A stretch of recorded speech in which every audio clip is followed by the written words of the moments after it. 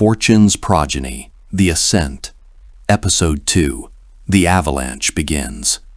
The next 2 weeks became a blur of ruthless subtraction.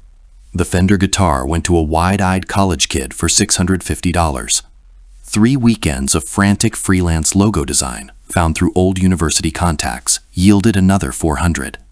He scrutinized his grocery bills with the intensity of a forensic accountant, surviving on rice, beans, and bulk vegetables, clawing back another $150.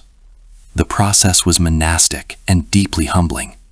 Each transaction, each skipped meal, was a tiny funeral for a former version of himself, the version who believed in treats, in leisure, in the comforting weight of possessions. He opened a new, no-fee online savings account labeled only The Wall.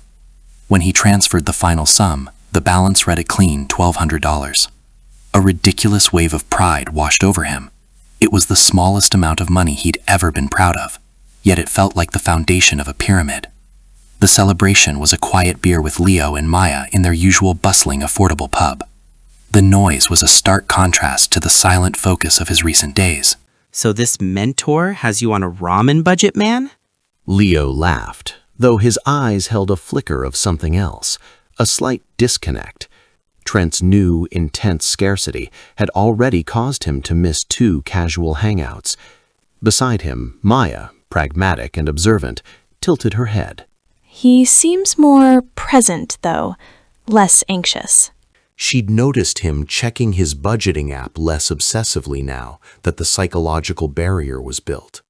The wall was working, creating a sliver of calm. Just for a season, Trent replied, using Silas's word. building some discipline. He sipped his beer, feeling the gulf between their normal concerns and the hidden war he was now fighting. Later that evening, Silas returned. He verified the savings with a silent nod, a commander acknowledging a trench had been dug. Good. The wall is built. Now we attack the debt. A new page hit the table.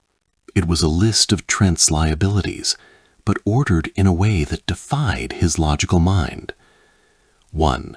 Credit card A, $1,840. 2. Personal loan, car repair, $3,100. 3. Student loan group D, $5,500. 4. Student loan group C, $8,200. 5. Student loan group B, $10,677.18. 6. Student loan group A, $13,000. Forget the interest rates, Silas stated, preempting the objection already forming on Trent's lips. We are not computers. We are momentum builders. You use the debt avalanche. You list your debts from smallest balance to largest. You attack the smallest one with every spare dollar you have while making minimum payments on the rest. You destroy it. Then you take that entire payment and roll it onto the next smallest debt.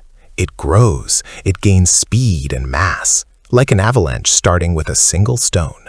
Trent's analytical brain rebelled. But the credit card has the highest rate. Shouldn't we pay that first to save on interest? We are not optimizing for mathematical perfection. Silas countered, his voice leaving no room for debate. We are optimizing for behavioral victory. You need wins, quick, tangible wins. Watching that $1,840 balance vanish in a few months will give you more fuel, more psychological proof than slowly chipping at the $13,000 loan for years. You must feel the progress. Trust the system. He then placed a second embossed document on the table, a formal letter from Aethelgard Trust. And now, your test sum. As of today, $100,000 has been deposited into a controlled investment account under your stewardship. You may direct its investment within an approved framework: broad market index funds, treasury bonds. You may not withdraw it. Its growth or loss will be monitored. This is to assess your capital stewardship while you simultaneously conquer your personal liabilities. 2 tracks, 1 purpose: to forge a steward. $100,000. To the Trent of a month ago, it was an unimaginable abstraction, a lottery win. Now, after the grueling, granular focus on building his $1,200 wall, it felt less like a windfall and more like a profound responsibility, a test. What's the target? Trent asked, his voice quiet. There is no arbitrary percentage. The assessment is qualitative. Are you reckless? Are you fearful? Do you chase trends, or do you understand the principle of consistent long-term growth? We are watching, Silas said. That night, Trent sat alone with his laptop, the two worlds laid bare before him. On one screen, his personal budget, now ruthlessly reallocated. An extra $600 a month, scavenged from his remainder and his new freelance income, was now poised to hammer the $1,840 credit card debt. He set up an automatic transfer for the day after his paycheck cleared. On the other screen, the brokerage account, $100,000.